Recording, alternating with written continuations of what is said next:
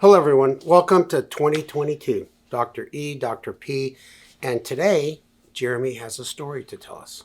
Yeah, well, I got COVID, and I want to tell you guys about my story, about my course, and so hopefully we can all learn together. So, it kind of started right after the holidays. I had been sick for like 2 weeks. Everybody was getting sick, and it was this whole game of, is this a cold or is this COVID? I was testing pretty frequently, with the antigen tests at home tests that were like repeatedly negative. And then I was getting PCR tests done at UCSD also because we're supposed to get that done once a week. And I actually eventually did an antigen test one day. It was negative. That same day, got my PCR at UCSD, and it surprisingly came back positive. And I have to say that when that first came back positive, the first 2 hours was just kind of chaos in terms of like life stuff. Like, oh my gosh, who have I seen? I actually saw you the day before. My kids, I didn't want to be around them. Do I need to get them out of school? We have a nanny taking care of them. All that kind of flooded through my head, and it was about 2 hours of dealing with that kind of stuff. And then when that quieted down, I remember this moment, I thought, gosh, I have COVID, and I started actually worrying about myself. And we were just talking that, we work in the hospital, and we've seen many people with COVID die in the intensive care unit.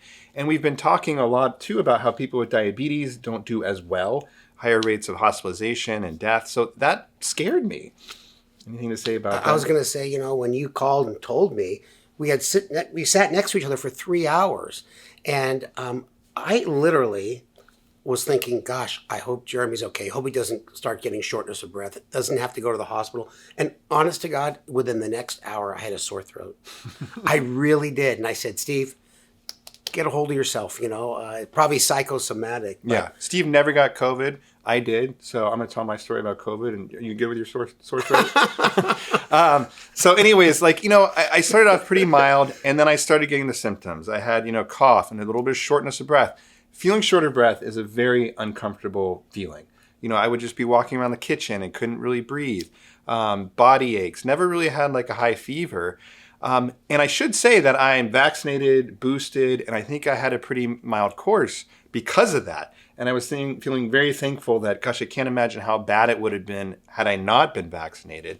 But anyways, the shortness of breath never progressed to a point where I felt like I needed to go into the emergency room. And that's a really important point. People always say, when should I go into the doctor?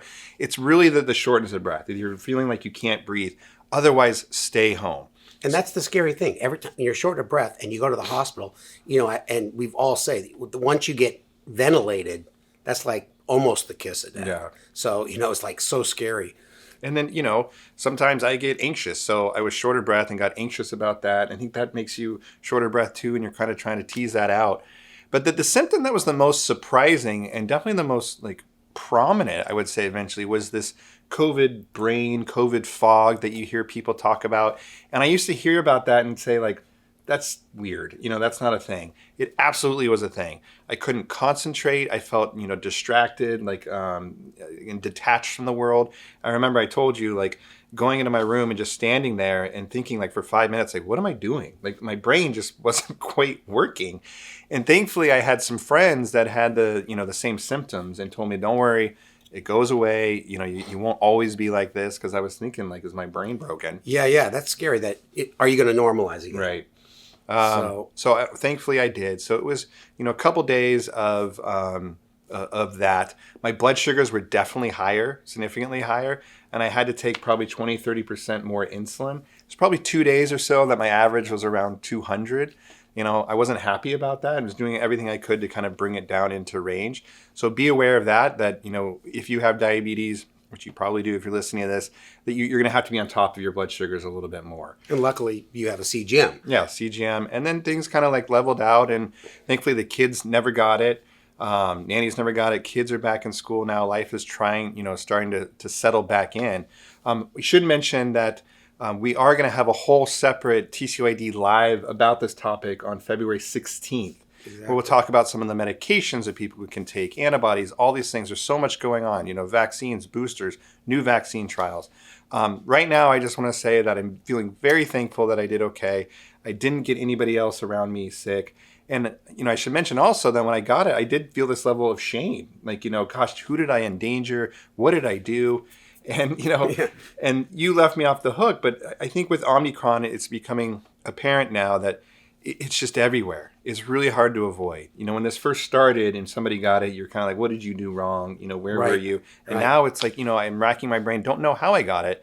Just thankful that I was vaccinated, did well.